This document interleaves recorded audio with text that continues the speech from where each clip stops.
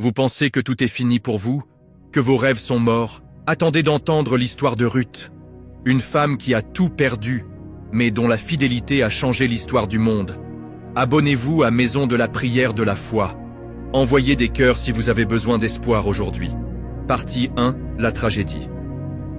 Il y a plus de 3000 ans, une famine frappe Israël. Elimelech part avec sa femme Naomi et leurs 2 fils vers Moab, un pays étranger.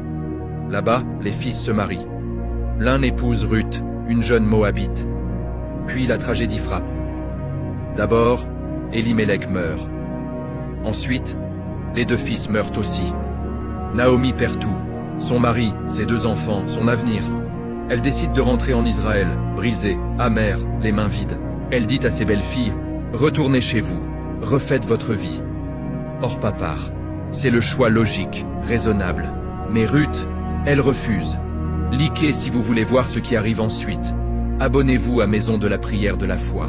Partie 2, la décision de foi.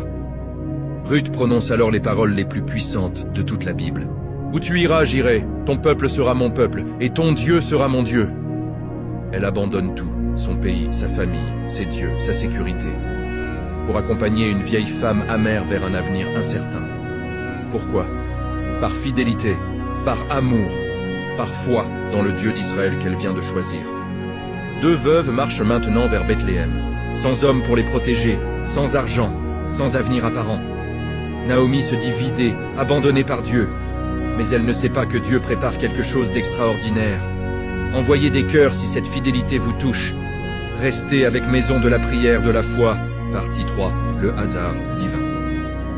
Elles arrivent à Bethléem pendant la moisson. Ruth dit, « Laisse-moi aller glaner dans les champs. » C'était le travail des plus pauvres, ramasser ce que les moissonneurs laissaient tomber. Ruth sort ce matin-là, ne sachant pas dans quel champ aller. Et voici ce que dit la Bible. Il se trouva par hasard que le champ appartenait à Boaz. Par hasard? Non, c'était la providence de Dieu. Boaz était riche, puissant, et surtout, un parent de la famille de Naomi. Il avait le droit de les racheter, de les sauver. Quand Boaz voit Ruth, il demande « Qui est cette femme ?» On lui répond « C'est la Moabite qui a tout quitté pour accompagner Naomi. » Sa réputation l'avait précédé. Sa fidélité avait fait le tour de la ville. Abonnez-vous à Maison de la prière de la foi, likez pour la suite. Partie 4, la grâce en action. Boaz s'approche de Ruth et lui dit « Reste dans mon champ, j'ai ordonné qu'on te protège. Quand tu as soif, bois de notre eau. » Ruth tombe à genoux, stupéfaite. « Pourquoi cette bonté envers moi, une étrangère ?» Boaz répond « J'ai tout entendu sur toi. Comment tu as quitté ton pays pour suivre ta belle-mère? Que l'Éternel te récompense, tu es venu te réfugier sous ses ailes. » Puis Boaz fait plus.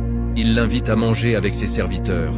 Il ordonne secrètement à ses employés « Laissez tomber exprès des épis pour elle. » Ce jour-là, Ruth ramasse 15 kilos d'orge, une quantité miraculeuse pour une glaneuse. Envoyez des cœurs. Abonnez-vous à Maison de la prière de la foi pour plus d'histoires d'espoir. Partie 5. L'espoir renaît. Ruth rentre avec cette moisson incroyable. Naomi, qui était amère, s'écrie soudain « Qui t'a aidé ?» Un homme nommé Boaz. Le visage de Naomi s'illumine. « Boaz, il est notre parent, il peut nous racheter. Dieu n'a pas abandonné sa miséricorde. » Pendant 7 semaines, Ruth glane dans les champs de Boaz. Chaque jour, provision. Chaque jour, protection. Chaque jour, Dieu prépare quelque chose de plus grand. Et vous savez ce qui arrive? Boaz épouse Ruth. Il la rachète. Il la restaure.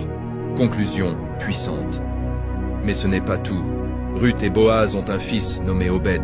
Obed devient le grand-père du roi David. Et dans leur lignée naîtra Jésus-Christ lui-même. Cette femme qui avait tout perdu est devenue l'ancêtre du Sauveur du monde.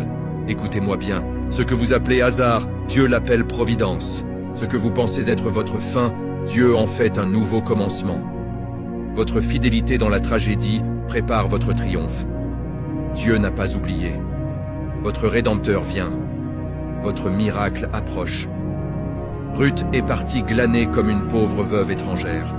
Elle est devenue une reine dans la lignée de Christ. Appel final. Si vous traversez votre propre vallée de larmes, si vous pensez que tout est fini, rappelez-vous Ruth.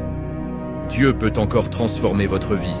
Sa grâce est disponible pour vous, maintenant. Envoyez des cœurs si cette histoire vous touche. Abonnez-vous à Maison de la prière de la foi pour plus d'histoires qui changent les vies. Commentez. Je crois que Dieu agira pour moi. Partagez à quelqu'un qui a besoin d'espoir aujourd'hui. Votre meilleur chapitre n'est pas derrière vous, il est devant vous. Que Dieu vous bénisse. On se retrouve dans la prochaine vidéo sur Maison de la prière de la foi. Pour la version plus longue de cette histoire, suivez-nous à YouTube. Maison de la prière de la foi, allons-y. Le lien est dans la bio. Ou alors tapez sur la barre de recherche YouTube Maison de la prière de la foi. Allons-y. On se retrouve à YouTube tout de suite.